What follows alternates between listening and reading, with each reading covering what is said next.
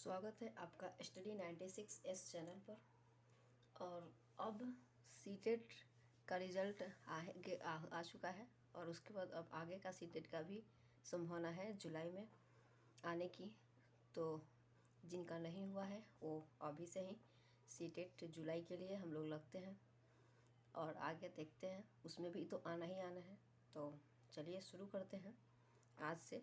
और ये 2023 का जुलाई के लिए पहला क्लास है, आगे भी आते रहेंगे।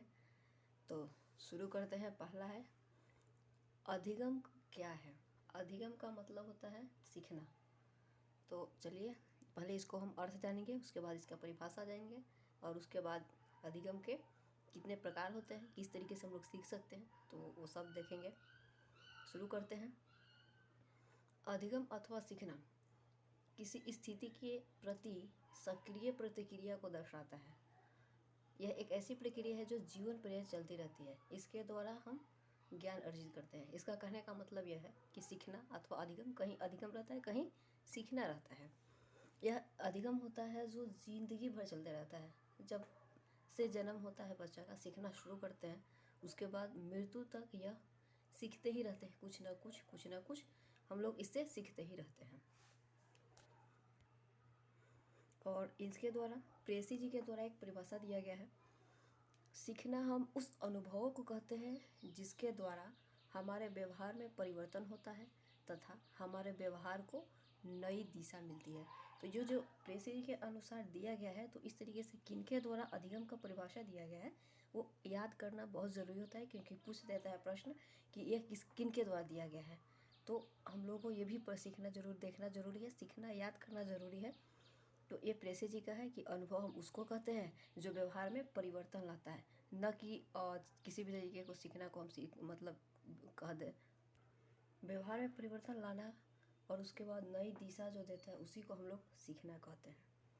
आगे है अधिगम व्यक्तित्व के सर्वांगीण विकास में सहायक होता है। जाहिर सी बात है जो हम लोग सीखते हैं वो हमारे हर चीज़ में काम ही आता है। कहीं ना कहीं हम लोग जो भी कुछ सीखते हैं उसका इस्तेमाल कहीं ना कहीं हो ही जाता है।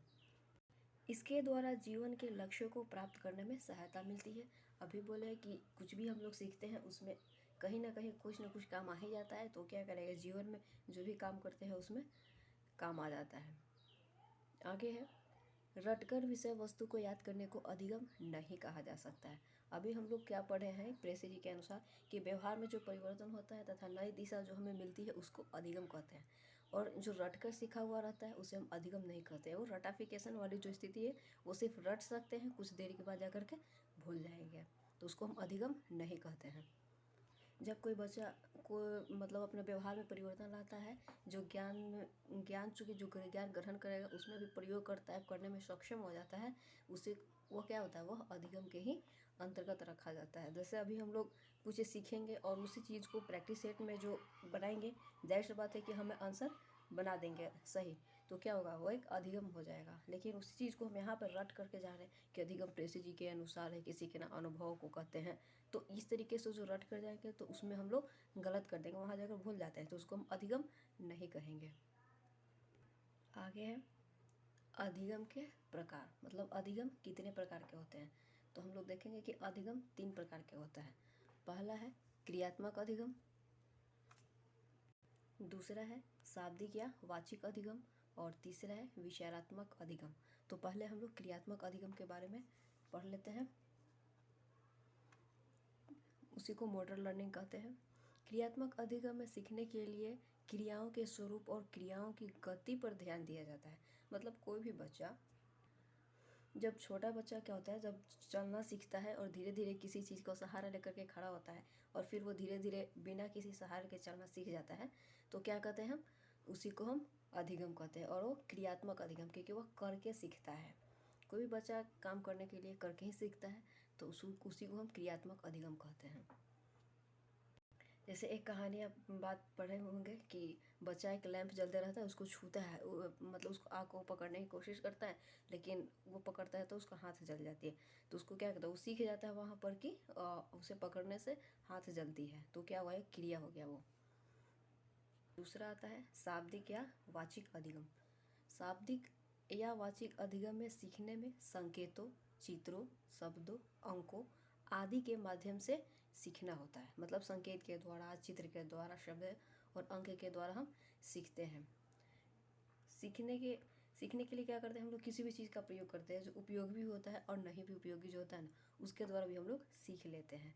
तो क्या होता है, ये इस अधिगम में मतलब शाब्दिक अधिगम में यह होता है कि धीरे धीरे क्या करता है, सभी समस्याओं को समाधान करना, सरल समस्याओं को समाधान करना सीख जाता है और फिर जटिल समस्या, जो कठिन समस्या होती है, उसको भी समाधान करना सीख जाता है। उसके बाद एक वैज्ञानिक आविष्कार, यंत्र, उपकरण आदि का निर्माण करने में भी वह सीख जाता है। उसको हम शाब्दिक या वाचिक अधिगम कहते हैं।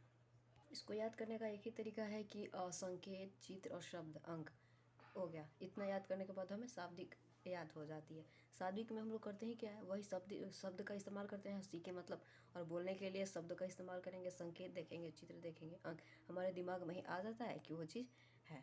तो क्या करेंगे हम, एक शाब्दिक हो जाता है। आगे में आता है कि विचारात्मक अधिगम है तीसरा।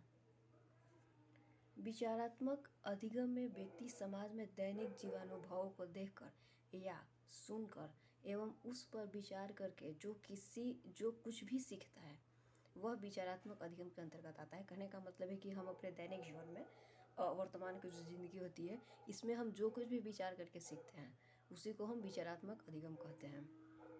इसमें क्या होता है कि इस अधिगम में, विचारात्मक अधिगम में, मनुष्य अपनी शारीरिक क्षमताओं की अपेक्षा मानसिक, बौद्धिक क्षमताओं का भी प्रयोग करता है। मतलब इसमें सोचता है बाद में कि किस तरीके से हमको क्या करना है।